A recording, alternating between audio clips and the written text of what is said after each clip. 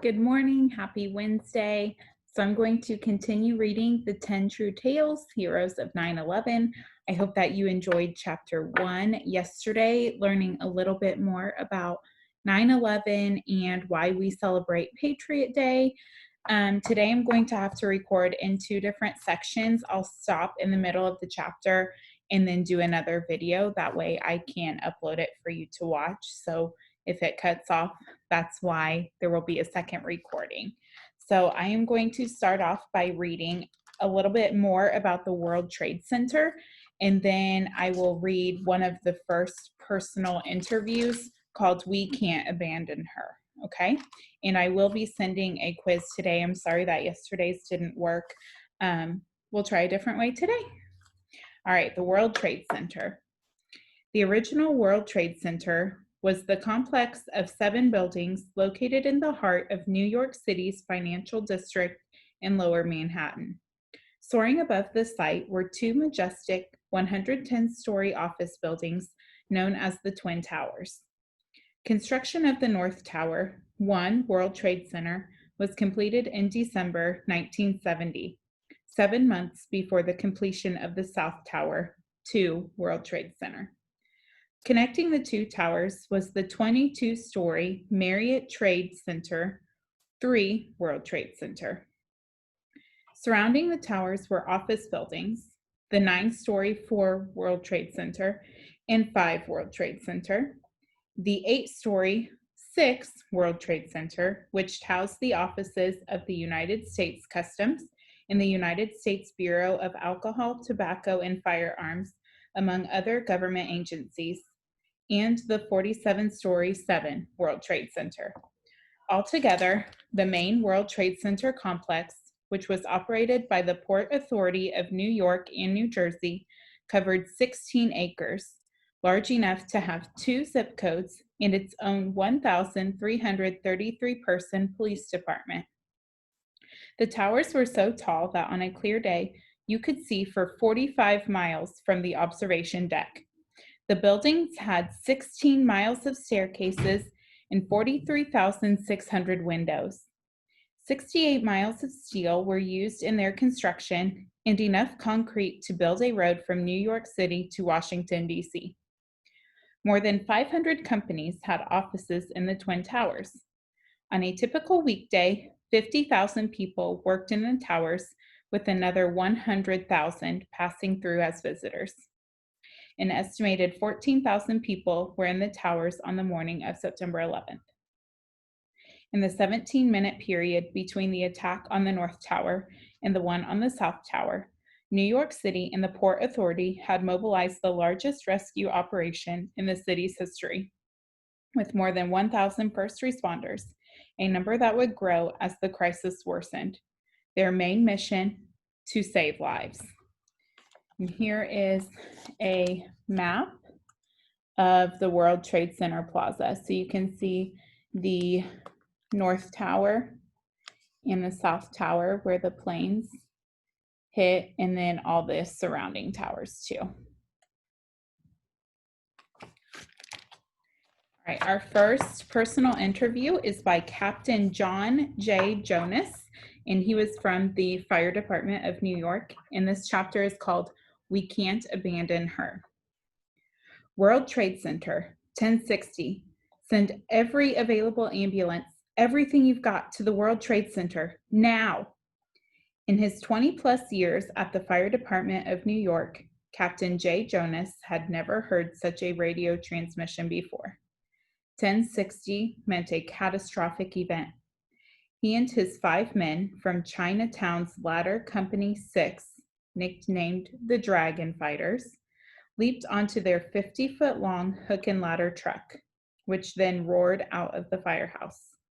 Mike Mickey Meldrum was behind the wheel, while Matt Komorowski sat high on the truck's tail to steer the back end. Sal D'Agostino, Tommy Falco, and Billy Butler were in the back of the cab preparing themselves for a long day. In less than 3 minutes, the bright red truck, which sported shiny brass dragons on its doors, covered the 1.5-mile run. From the shotgun seat, Jonas got his first look at the stricken North Tower.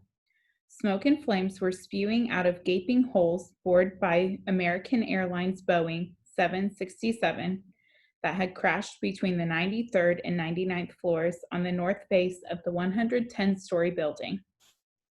Jonas, age 43, who wrote the FDNY training manual for rescuing firefighters from high-rise fires, knew that each floor was roughly an acre.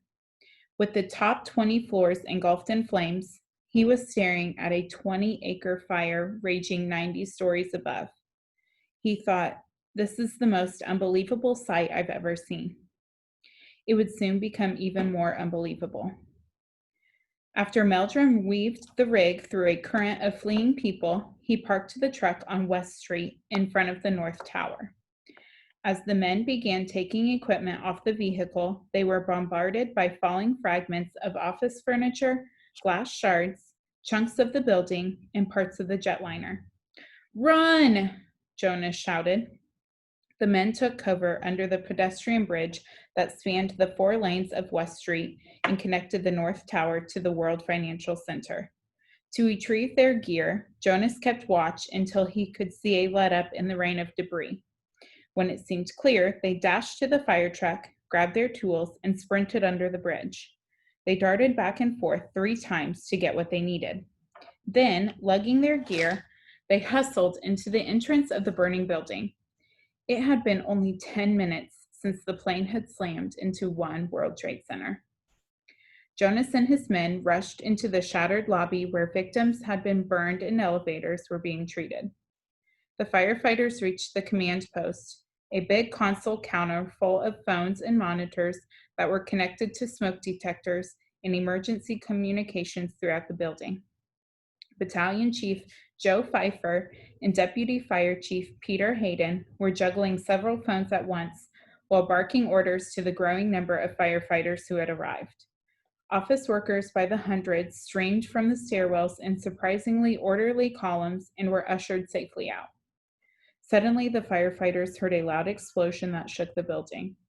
They rushed to the blown-out lobby windows and saw large pieces of falling metal and flaming debris slam into the ground. Maybe a fuel tank on the plane blew up, Jonas thought. Seconds later, a man in a business suit rushed from outside and yelled, "A second plane just hit the other tower." "They're trying to kill us," Jonas declared. For several seconds, an eerie silence crept over the lobby. A firefighter muttered to Jonas, "We're going to be lucky if we survive this." Jonas nodded and said, "Good luck." When it was Jonas's turn to get orders, Hayden told him, "Just go upstairs and do the best you can." "All right, Chief, you got it."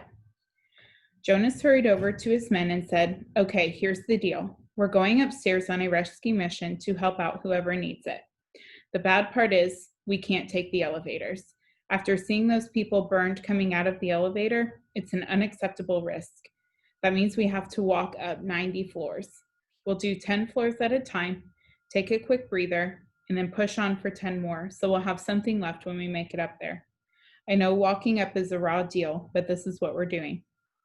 Without hesitation, they all said, "Okay, Captain, let's go. We're with you." No one had to tell them that in a high-rise, search and rescue teams always work as a unit, not as individuals. Whatever they would do, the 6 would do together. The men were clad in leather boots and steel shanks, bucker pants, and a life-saving harness, fire-retardant coat, gloves, hood, and leather helmet. They had flashlights, radios, air packs, coils of rope, rescue webbing, a 6-foot hook, and a halligan, which is like a crowbar with special edges. As typical members of a ladder company, Jonas's men were carrying anywhere from 90 to 110 pounds of gear. Although the 2 towers were among the tallest in the world, they each had only 3 stairwells, A, B, and C. One by one, the 6 men of ladder 6 entered B, an average-sized lighted stairway at the center of the building's core.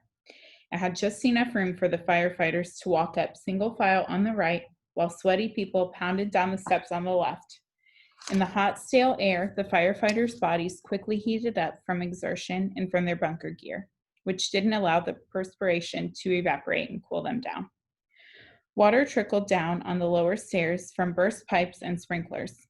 The higher the firefighters climbed, the stronger the smell of jet fuel and smoke, and the building began creaking, cracking, and moaning. As Jonas and his men slowly worked their way up, he was struck by how calm the civilians were. Many passing office workers patted the men and said, "God bless you, be careful, and thank you." Some smashed the glass fronts of vending machines that were on each floor, pulled out bottles of water, and handed them to the firefighters. One man lifted Tommy Falco's helmet and poured water over his head to cool him down. Above the 10th floor, Jonas started seeing more victims. People suffering from severe lacerations and burns hobbled down the stairs with the help of coworkers. Men had taken off their suit jackets and covered up women whose clothes and skin had been burned off. It's awful to see, Jonas thought, but this really is New York at its best. Everybody is doing the right thing, and they're doing it without being told. The firefighters also couldn't help but notice certain people, like the angry man clutching a stuffed bunny while he was being carried down in a chair by Port Authority police officers, the overweight man strapped to a hand truck being wheeled down on the stairs, or the blind man being led toward safety by his golden retriever. Before making it to the 20th floor, Jonas and his men had responded to two separate Mayday distress signal messages. In both cases, a firefighter from another unit needed assistance because he was suffering from chest pains from the grueling climb. Once Jonas made sure each stricken man was getting medical assistance from EMTs, he and his crew pressed on, their legs straining and their lungs burning. When Jonas reached the 27th floor, he met Captain Billy Burke from Engine 21 and firefighter Andrew Fredericks from Squad 18. Two of Jonas's men had become separated from the group after giving way to the people rushing down the stairs. While waiting for the pair, Jonas told the others, "Everybody take a knee and get some water. We'll take a quick break here and then head up to the 40th and on to the next push." Moments later, the men felt an earthquake-like shake and heard a loud rumbling noise. The building swayed back and forth, and then the lights went out for about 30 seconds. What was that? Jonas wondered.